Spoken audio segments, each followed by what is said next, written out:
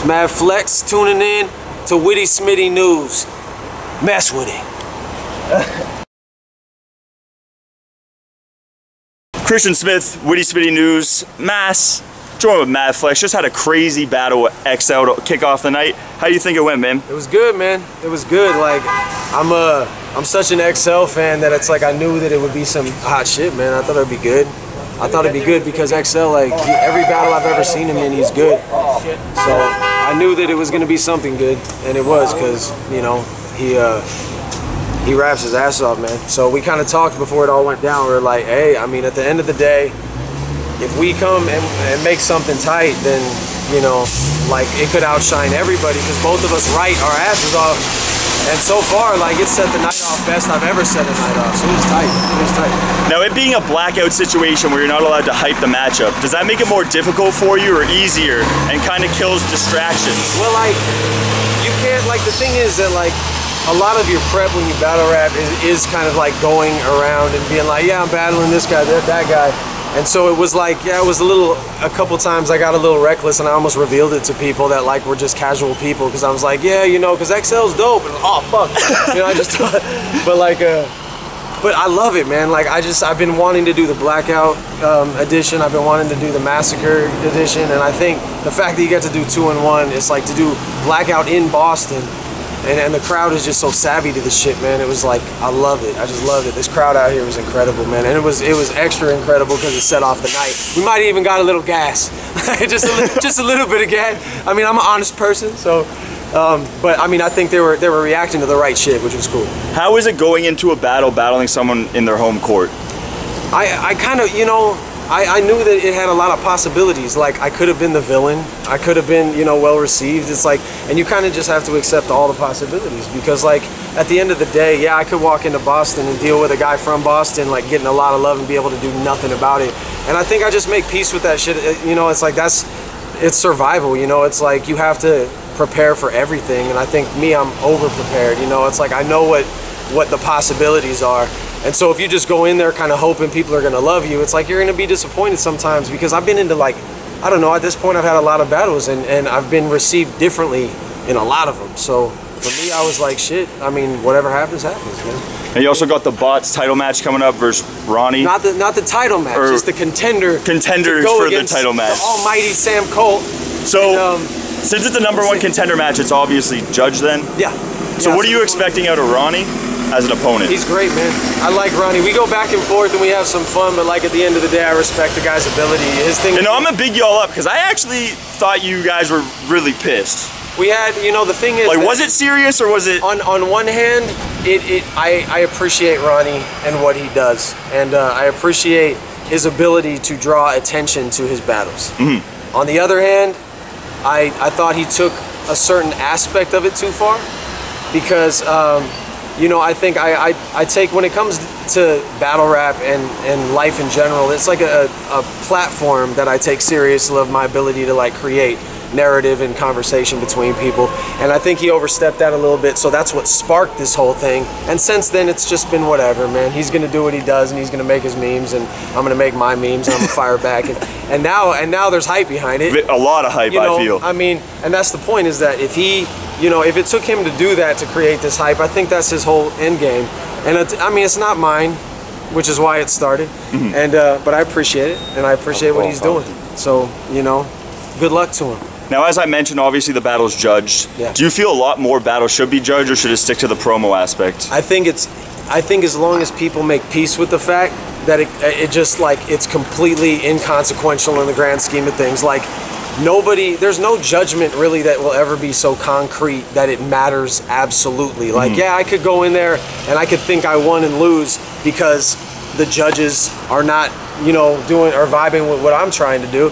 And that's just fucking life, man. I mean, we've seen it time and time again in battle rap. It's like, how many judgments went wrong for people? Like, there's no way that should have been like that, but they still went like that. So just make peace with either way. I mean, if I get 50'd, you know, by the judges, then oh well. Like, I mean, as long as I feel like I got out my best stuff, then I feel like then that's really all I'm trying to do, man. Like, because you can't, like, that's why judgments went away so much, because there were a lot of judgments that a lot of people didn't agree with. Yeah, and then it's not as fun to talk about the narrative of it, because like there's not much power. You feel like you're kind of like, if there's a battle that gets judged and it's not in your favor, you feel like you're fighting an uphill battle trying to justify it. And then, you know, other people could be like, oh, well, he won, tough shit. And so it's not as equal of like an interaction. And so that's why I think battle, you know, they took those out, is because now people just have this equal playing field to kind of debate, and it keeps the talk going longer because people don't get as tired of it.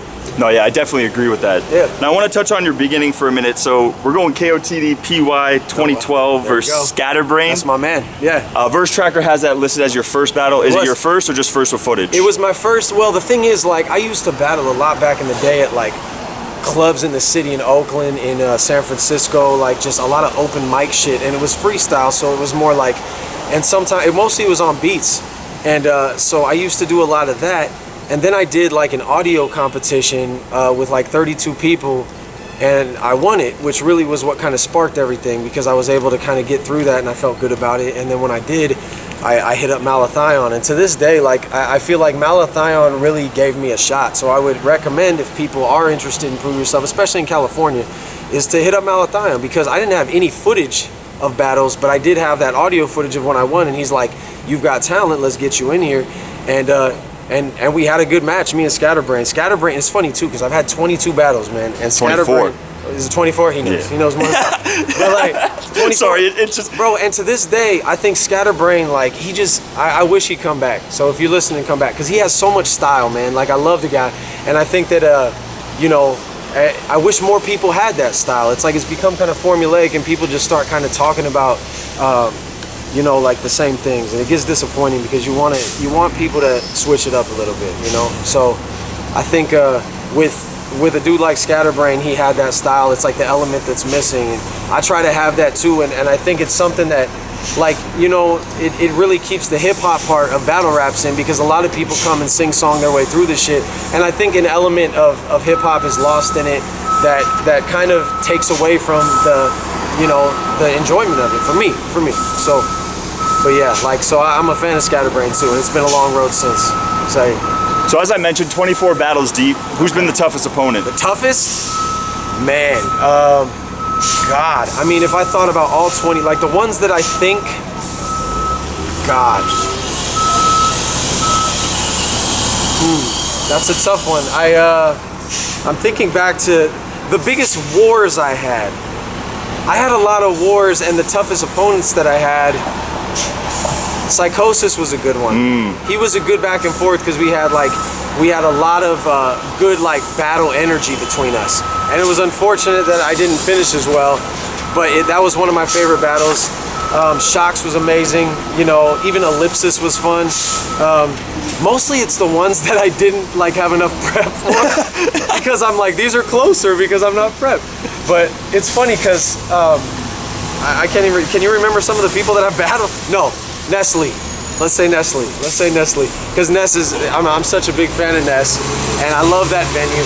I'm interested to see this footage, because this might be right the hell up there. This is one of my favorite venues footage-wise. Yeah. The Mass 2 they had here, all that footage looked really crisp. I have so much respect. See, the thing is that, like, I have a lot of respect for all of my opponents. Like, I mean, I've never, like, to this day, I've never looked an opponent in the face that I just felt like I was totally outclassing. Like, everybody showed up to do it. And some people were like more farther along in the journey and some weren't, but like, I mean, I've been in a lot of wars, man. I've been in a lot of wars, so I think it's been good, like, after all these years, to kind of just, you know, at least have said that, like, everybody showed up, you know, because there was nobody that just completely shit the bed against me, you know, so, but there's been a few. After the #1 contender match, you got anything else planned? Just a hit list, hopefully, maybe if I win. You know what the thing is, man, like, I'm just enjoying myself. I'm fucking Boston, man. I went to London last you know, a couple months ago. Like, I think I'm at this point where I'm just like, I have a couple agendas. One is to just protect my brand. I can't control what opportunities I get through what leagues.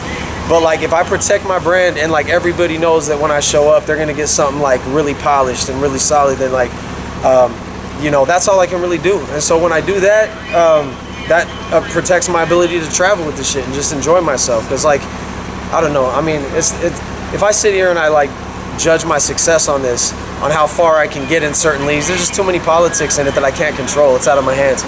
But I Do you feel politics is ruining the game even?